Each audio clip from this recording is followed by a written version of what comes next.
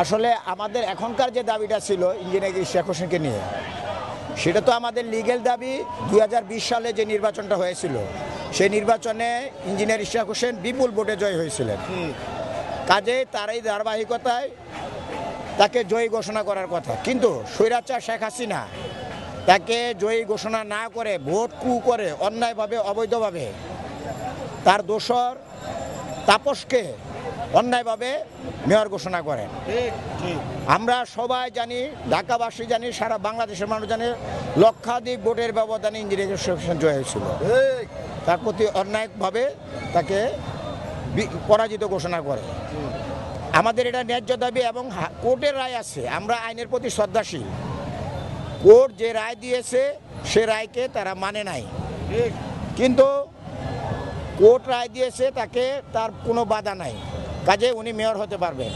কিন্তু এই উপদেষ্টারা সেই রায়টা মানে নাই। আমরা মনে করি সেটা আদালত অবমাননার শামিল।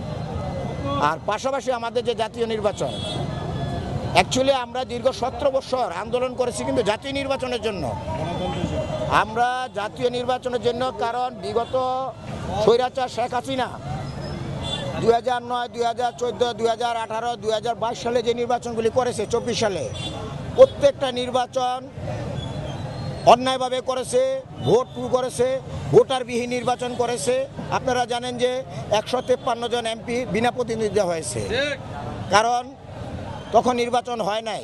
ভোট কেন্দ্রগুলিতে আপনারা জাতীয় প্রচার মাধ্যমে এবং আপনাদের মিডিয়ার মাধ্যমে আমরা দেখেছি কুকুর বসেছিল, কিন্তু কোনো ভোটার ছিল না।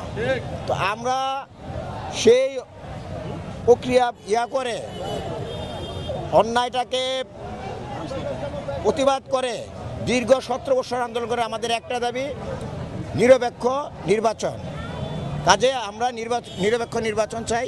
আর যেহেতু আমরা এই সরকার উপদেষ্টারা প্রথমেই আমাদের দাবিকে, ন্যায্য দাবিকে অগ্রাহ্য করেছে, মেয়র নির্বাচনকে, মেয়র প্রার্থীকে আমাদের বসতে দেওয়া হয় না নগর ভবনে, কাজেই আমরা তাদের জাতীয় নির্বাচন নিয়ে সংবিধান আছি, যে সংশয়ের মধ্যে আছি যে তারা জাতীয় নির্বাচন দিবে না। কাজে আমরা যেহেতু মাঠে নেমেছি, বিএনপি আন্দোলনের দল, বিএনপি গণতন্ত্রের দল, বেগম খালেদা জিয়া দীর্ঘ জীবন আন্দোলন করে গেছে। এই শহীদ জিয়ার দল, তিনি গণতন্ত্র বাংলাদেশে পুনঃপ্রতিষ্ঠা করেছেন। আজকে আমাদের দেশনায়ক তারেক রহমান, বিএনপির ভারপ্রাপ্ত চেয়ারম্যান, গণতন্ত্রের জন্য ওনার জীবন বিলিয়ে দিচ্ছেন। হাসিনা সরকার ওনাকে কী পরিমাণ নিষ্ঠুর নির্যাতন করেছে, একের পর এক মামলা দিয়ে বিদেশে বের করে দিয়েছেন। কাজেই আমাদের একটা দাবি, সুষ্ঠু নির্বাচন, গণতন্ত্র এবং ভোটের মাধ্যমে যাতে আমরা এদেশে গণতন্ত্র প্রতিষ্ঠিত হয় এবং সব এমপি নির্বাচিত হয় এবং আমরা বাংলাদেশ জাতীয়তাবাদী শক্তি যাতে সাধারণ মানুষের পাশে থাকতে পারি, সেটাই আমাদের একটা দাবি। কি আপনাদের এখনকার আন্দোলন, এখনকার অবস্থান কর্মসূচি জাতীয় নির্বাচনের জন্য নাকি এই দুই উপদেষ্টা পদত্যাগের জন্য, এইটা একটু ক্লিয়ার করে। আমাদের আপাতত আমাদের মেয়র নির্বাচনের জন্য, যেহেতু আপনাদের শেষ, কিন্তু আমাদের কেন্দ্র থেকে যে নির্দেশনা আসবে পরবর্তীতে আমরা সেই নির্দেশনা পালন করব ঢাকাবাসীদের সাথে নিয়ে, আমরা ঢাকাবাসীদের সাথে নিয়ে এবং সারা বাংলাদেশের মানুষকে সাথে নিয়ে পরবর্তী পদক্ষেপ নেব। আমাদের কেন্দ্রের থেকে যে সিদ্ধান্ত আসবে আমরা সেটাই, আজকে হয়তো আমাদের সিদ্ধান্ত আসতে পারে। ধন্যবাদ দিয়েছেন।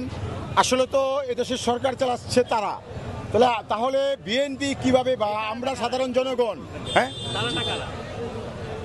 এই আজকে যারা নাকি উপদেষ্টা তারাই তো সরকার চালাচ্ছে, আমরা কি সরকার চালাচ্ছি?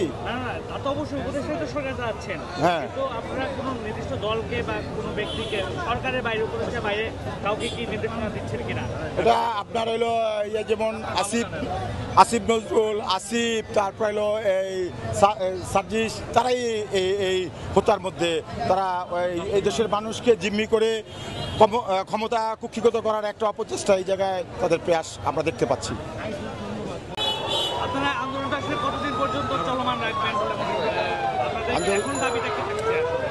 আন্দোলনটা আজকে আমরা এখানে এসে জানতে পারছি যে হাইকোর্ট আবার ইশরাক হোসেনকে তাকে মেয়র হিসাবে তার চেয়ারে বসার জন্য দেওয়া হয়েছে এবং আমরা চাই এই সরকার অবিলম্বে ইশরাক হোসেনকে তার চেয়ারে তাকে বসিয়ে দেওয়া হোক এবং যদি না বসায় আমরা যে রাজপথে আছি রাজপথেই থাকব। এবং আমরা আগামীতে আমাদের যে এক দফা একটা দাবি আসবে, সেটা হলো আগামী যে আমাদের জাতীয় সংসদ নির্বাচন, যে নির্বাচনের জন্য এদেশের জনগণ মুখিয়ে আছেন, সেই নির্বাচনের পক্ষে আমরা আবার আন্দোলনে আসব।